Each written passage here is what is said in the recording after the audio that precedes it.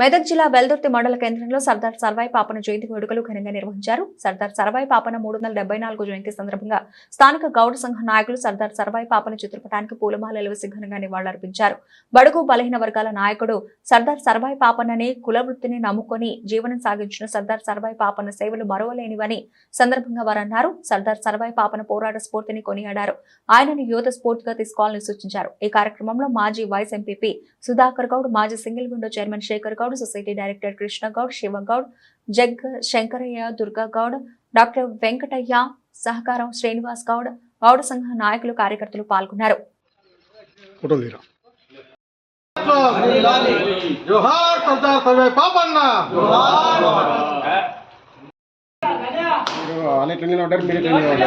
సర్దార్ సర్వాయి పాపన్న నాయకత్వం, సర్దార్ సర్వాయి పాపన్న నాయకత్వం.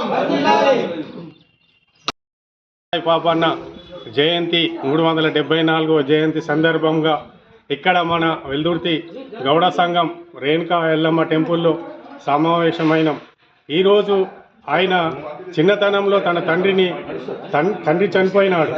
ఆ రోజు నుంచి ఆయన కులవృత్తి అయినటువంటి మన గీతా కార్మిక వృత్తిని నమ్ముకొని అలాగే వ్యవసాయం చేసుకుంటూ తన తోటి కొంతమందిని కలుపుకొని దూదేక్ల సాహెబ్, పీర్ ఖాన్ ఇటువంటి మందిని కలుపుకొని కొంతమందిని దండును తయారు చేసి మన హైదరాబాద్ సంస్థానాన్ని ఏలినటువంటి మన పాపన్న గారు, అతనికి మనము ఎల్లవేళలా రుణపడి ఉండాలని చెప్పి ఈ సభాముఖంగా నేను తెలియజేస్తాను. గ్రామంలో గౌడ సంఘం ఆధ్వర్యంలో సర్దార్ సర్వాయి పాపన్న గారి 374వ జయంతిని పురస్కరించుకొని అతనికి నివాళులు అర్పించడం జరిగింది.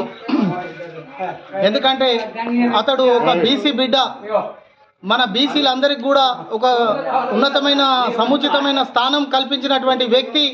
అతని యొక్క పోరాట పటిమలు మరియు అతడు బీసీలకు మనం కూడా రాజ్యాధికారం ఏ విధంగా ఏలాలని ఒక పాఠాలు నేర్పే విధంగా అతడు చూపించినటువంటి ధైర్య సాహసాలను మన బీసీలందరూ కూడా గౌరవించాలి.